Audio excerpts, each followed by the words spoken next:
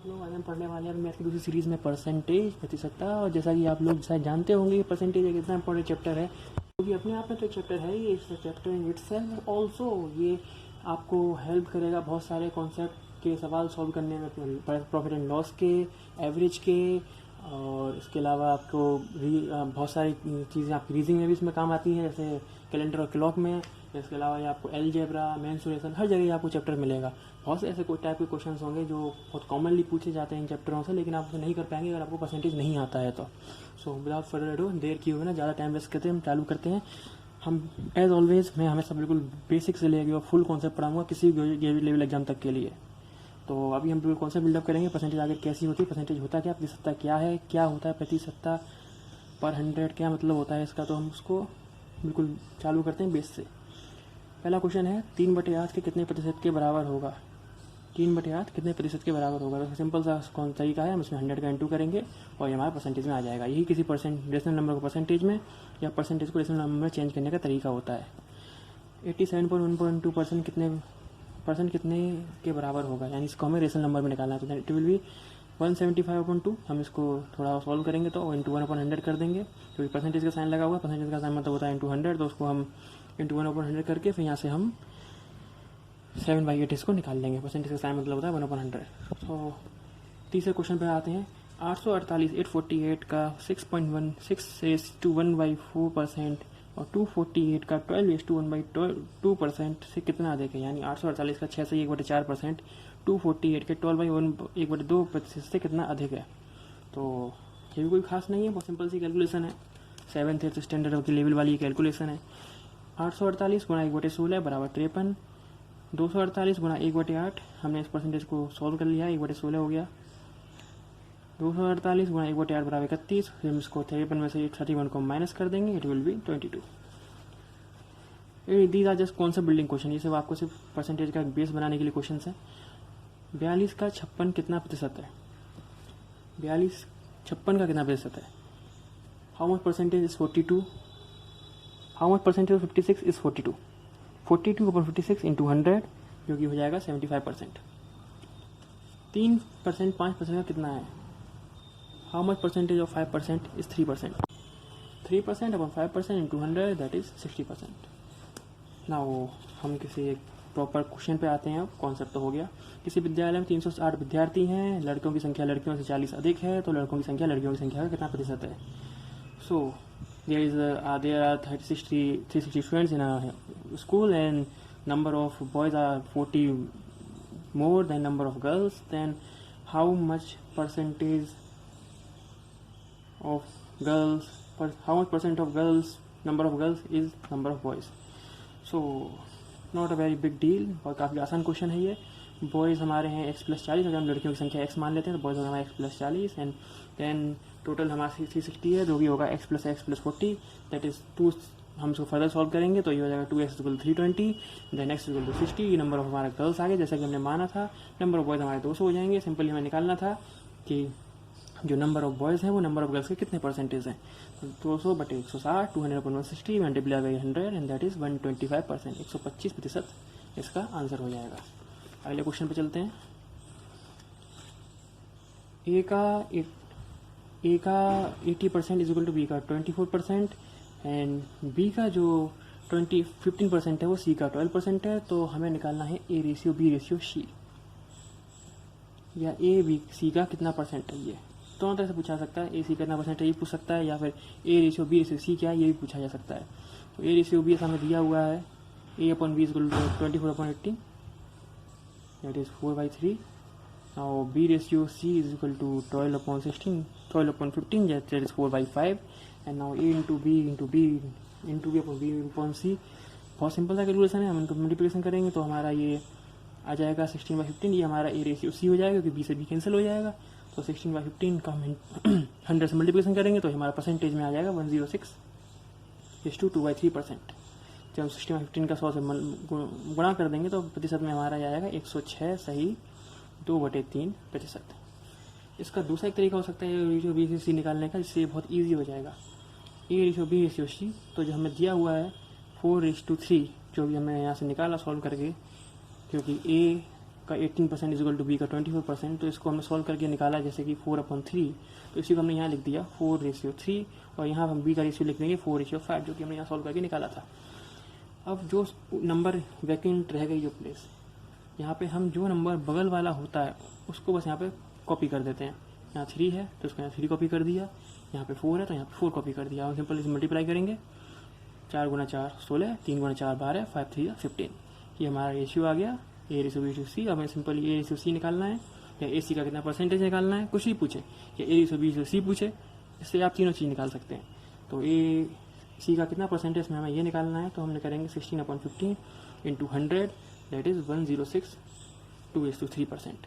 ये क्वेश्चन में मैंने 2-3 क्वेश्चन ऐड अप किए हैं। आपको A+B का रेशियो भी पूछ सकता है, या B और C का रेशियो पूछ सकता है, A/B का रेशियो पूछ सकता है, या BC का कितना परसेंट है ये पूछ सकता है, या AC का कितना परसेंट है ये पूछ सकता है, या CA का कितना परसेंट है ये भी पूछ सकता है, या सिर्फ A और C का रेशियो पूछ सकता है। तो ये 2-3 क्वेश्चन इसके अंदर मिक्सअप कर दिए मैंने, और इसी तरह पूछे आपको प्रोसेस यही होगा और आंसर आपको यही आएगा। तो हम चलते हैं नेक्स्ट क्वेश्चन पे। A B से 20% अधिक है, कमाता है। यदि 24 बी की जो इनकम है वो 2400 रुपये हो तो A की आय ज्ञात करो। यानी A earns 20% more than B. If B's income is 2400 then find out the income of A. 20% मोर का मतलब हो गया, अगर B की इनकम 100 है तो A की जो होगी 120 हो जाएगी। सिंपल है, 20% मोर हो रही है, 20% ज़्यादा हो रही है, 100 पे 20 ज़्यादा हो रहा है। 20% का मतलब 100 पे 20 ज़्यादा हो रहा है, तो उसको हम B की अगर 100 है मान लेते हैं, इसको एक सांकेतिक मान लेते हैं, एक साइन वैल्यू मान लेते हैं कि B की अगर 100 है तो A की 120 हो जाएगी। इसको हम फर्दर सॉल्व करेंगे तो ये हो जाएगा 6/5। अब 6/5 ये हो रहा है, इसका मतलब जो B की इनकम हमें दी हुई है 2400, ये इक्वल हो जाएगी 5 की, 5:24, क्योंकि यहाँ रेशियो में B 5 है और रुपीज़ में B 2400, तो 5 इज इक्वल टू 2400, 1 की वैल्यू 24.5, वही सिंपल प्रोसेस है। और 6 की वैल्यू हो जाएगी 24 × 6/5, तो 6 की वैल्यू जो आ गई हमारी 28/80, यही हमारी A की आय है। जो रेशियो में A की आय आ रही है 6/5, तो 6 की जो वैल्यू आ गई यही हमारी A की इनकम हो जाएगी। नेक्स्ट क्वेश्चन, यदि A B से 15% कम कमाता हो और A की आय 2040 रुपये हो तो B की आय ज्ञात करो। If A earns 15% less than B and A's income is 2040 rupees, then find out the income of B।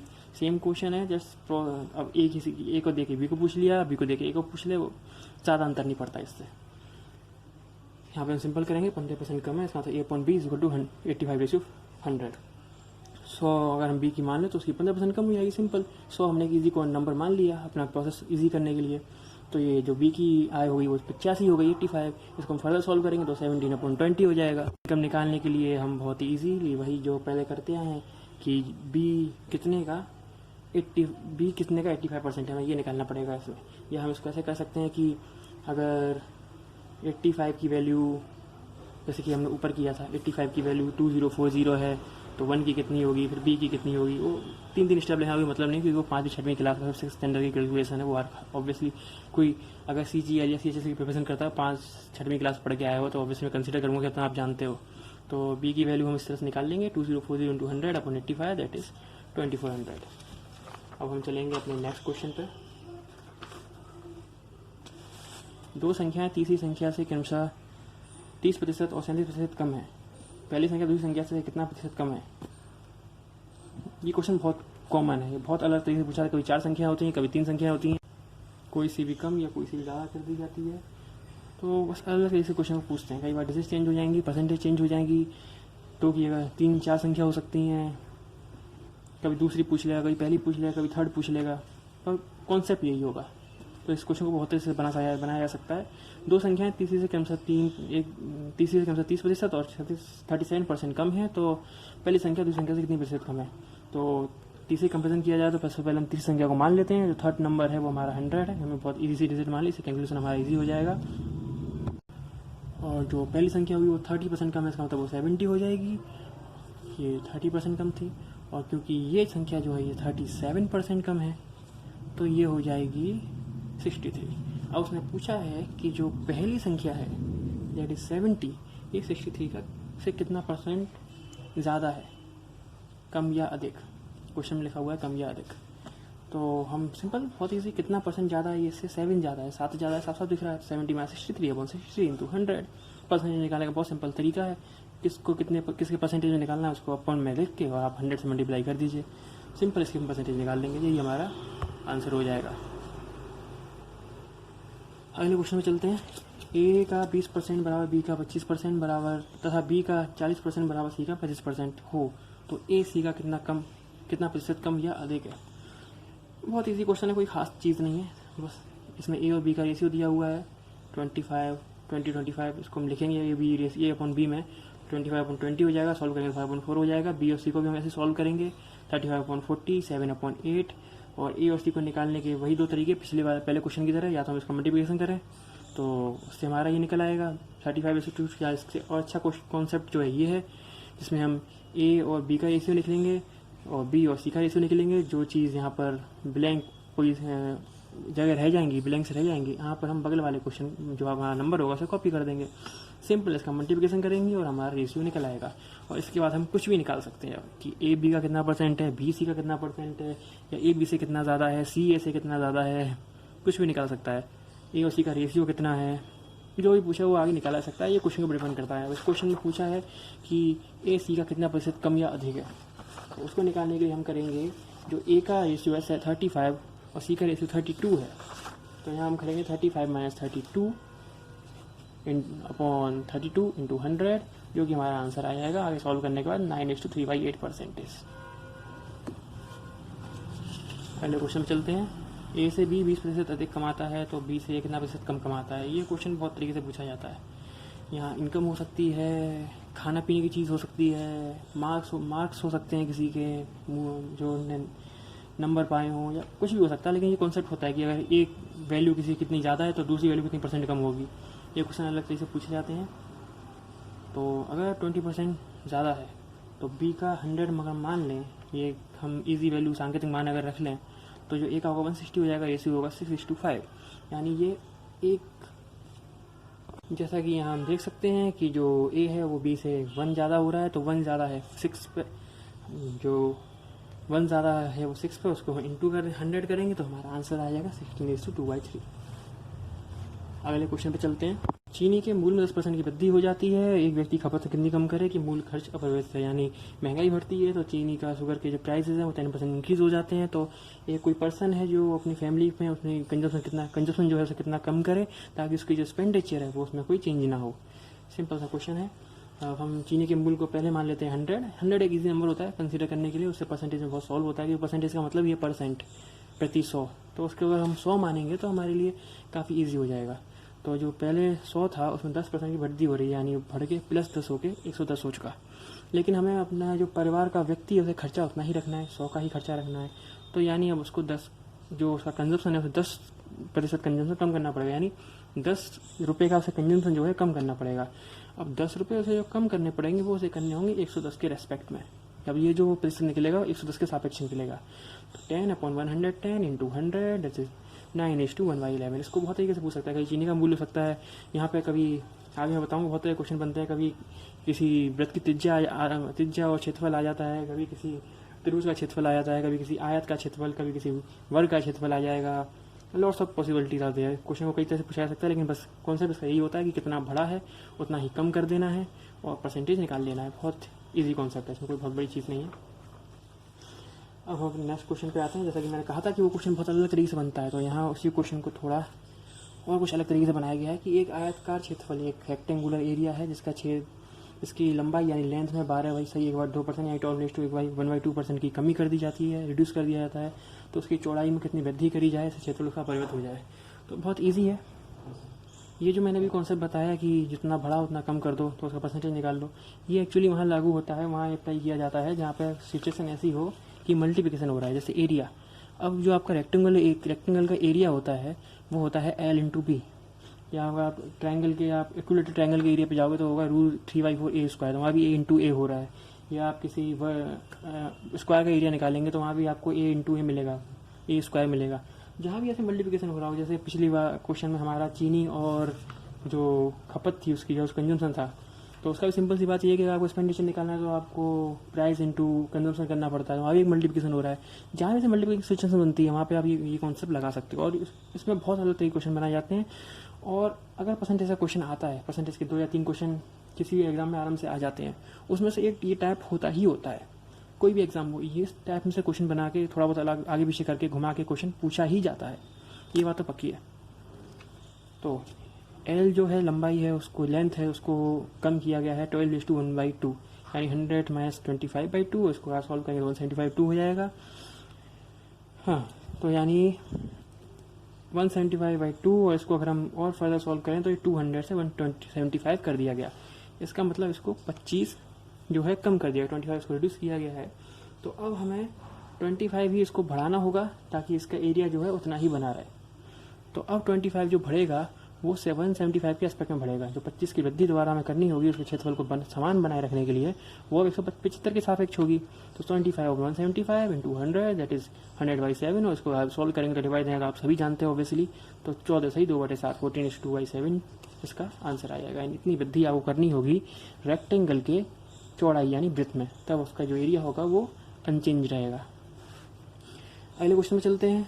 आप देखिए, जैसे मैं कहा था वाले तरीके से पूछता है, इसमें एक तरीका ये भी होता है। यहाँ पे आपको आबादी दे दी गई है, किसी शहर की आबादी यानी जनसंख्या या पॉपुलेशन पहले वर्ष में 20% की कमी आती है और दूसरे वर्ष में कितने प्रतिशत की वृद्धि की जाए ताकि जनसंख्या में कोई परिवर्तन ना हो।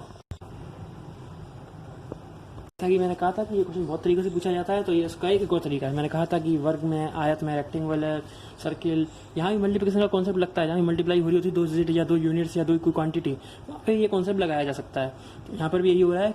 जैसा कि मैंने बताया कि एक सिटी है जिसकी फर्स्ट ईयर में उसकी जो पॉपुलेशन है वो 20% लेस हो जाती है, घट जाती है। फिर अगले साल उसकी पॉपुलेशन को कितना बढ़ाया जाए इससे कोई भी चेंज ना आए, वही कॉन्सेप्ट है। तो पहले साल मान लीजिए कि पॉपुलेशन 100 थी, 20% कम हो गई तो 80 रह गई। अब आपको थर्ड ईयर में पॉपुलेशन जो सेकंड ईयर में चेंज होना है ताकि थर्ड ईयर पॉपुलेशन उतनी ही हो जाए, यानी आपको दोबारा 100 करनी पड़ेगी। दोबारा 100 करनी है, इसका मतलब आपको 20 फिर से भराना पड़ेगा। जो 20 कम हुआ था, लेकिन इस बार जो 20 बढ़ेगा वो 80 के रेस्पेक्ट में बढ़ेगा। गलतियाँ ही होती हैं। अब होता क्या है कि लोग समझते हैं कि इतनी परसेंटेज ही कम हुआ तो इतना ही बढ़ा दो तो बराबर हो जाएगा। ये गलती जो परसेंटेज की प्रैक्टिस अच्छे से नहीं करी होती, या जो गवर्नमेंट एग्जाम के लिए रूकीज़ होते हैं, नए आए हुए होते हैं, ज़्यादा प्रैक्टिस नहीं करी होती है, ज़्यादा एग्जाम फेस नहीं किए होते, आप एग्जाम फेस करते जाते हैं, आप गलतियाँ होती जाती हैं, आपको कॉमन गलतियों का अंदाजा हो जाता है कि लोग क्या क्या गलतियाँ कर सकते हैं। तो वो गलतियाँ बहुत करते हैं। मैंने भी गलती शुरुआत में प्रैक्टिस में ही कर ली थी। फॉर्चुनेटली मेरे को गलती एग्जाम में मुझसे नहीं हुई है, पर जब मैं खुद के लिए पढ़ाई स्टडीज़ कर रहा था तो मैंने गलती बहुत करी थी। मैं सोचता था कि उतनी परसेंटेज कम हुआ उतना ही बढ़ा दो तो वो इक्वल हो जाएगा, पर ऐसा नहीं होता। तो अब हमें यहाँ पे 20 बढ़ेगा, हमारे 80 के रेस्पेक्ट में बढ़ेगा। 20:80 × 100 दैट इज 25%, यानी कम हुआ था 20%, लेकिन हमें बढ़ाना पड़ा 25%, इसलिए अंतर होता है। तो आप ऐसे नहीं लगा सकते, वहाँ पे एक ऑप्शन भी 20% भी दे रखा होगा और आप उसको अगर लगाएंगे तो वो आपका गलत हो जाएगा।